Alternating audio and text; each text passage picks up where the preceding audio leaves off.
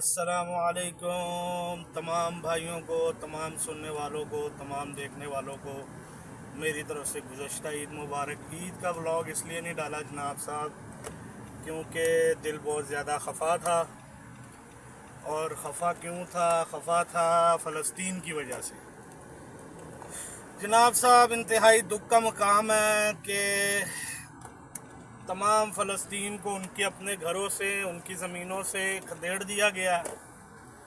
और 59 इस्लामी ममालिक, बीच में हम पाकिस्तान एटमी ताकत, और कोई कुछ भी नहीं कर सका। इवन के पाकिस्तान में फ़लस्तीन का झंडा लहराने पे, फ़लस्तीन का नाम लेने पे आपको पुलिस पकड़ के ले जाती है। फिर हम सब में, पूरी उम्मत मुस्लिमा में गैरतमंद थोड़े से नज़र आए मुझे बंगाली, जिन्होंने बड़ी शिद्दत के साथ मुजाहरे किए और बड़ी एक आवाज़ बुलंद की उन लोगों ने फ़लस्तीनियों के लिए। लेकिन ये खाली मुजाहरों का काम नहीं है मेरे भाई। खाली मुजाहरों से उनको कोई फ़र्क नहीं पड़ता। यहूद की एक साजिश थी कि इनका इस्लाम जो है ना सिर्फ मस्जिदों तक कर दो तो हम राज करेंगे पूरी दुनिया पे। तो वो साजिश में हो गए कामयाब। मुसलमान अब समझता है कि इस्लाम 5 वक्त की नमाज है, रोज़ा है, हज है, ज़कात है, इसी का नाम इस्लाम है। हत्ता कि ये चीज़ें हैं, लेकिन सबसे ज़रूरी है जिहाद।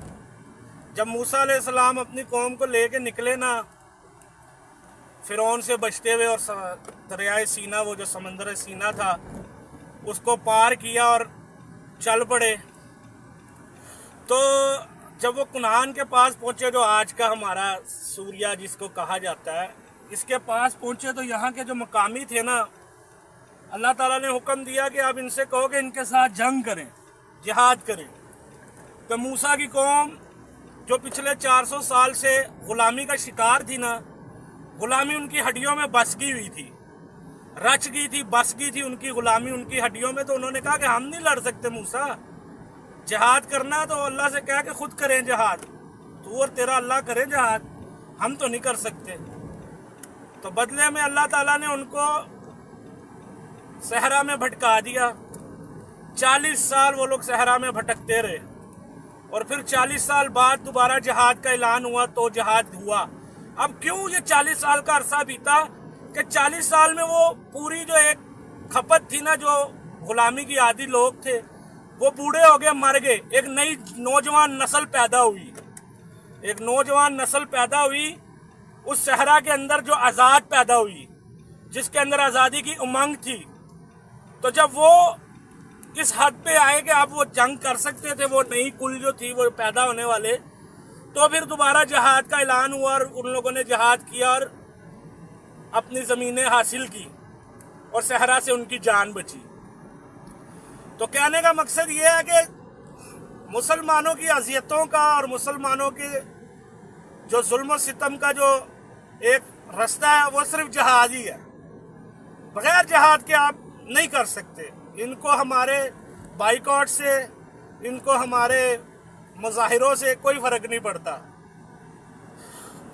जब दिलेर लोग उम्मत मुस्लिमा में दिलेर लीडर थे ना, तो फ़र्क वाज़िया नज़र आता है जनाब साहब के। उस टाइम शाह अब्दुल्ला ने ऐलान किया कि मैं तेल बंद कर दूंगा। उसने जब ये ऐलान किया तो जंग बंद होगी।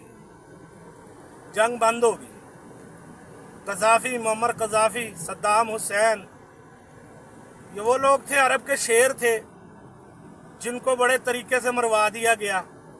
और आज पूरी दुनिया में कोई ऐसा मुल्क, कोई ऐसा हुक्मरान नहीं है जो यहूद की आंखों में आंखें डाल के उसको ये कह सके कि ये जुल्म मत करो वरना तुम्हारे लिए अच्छा नहीं होगा। कोई भी नहीं है।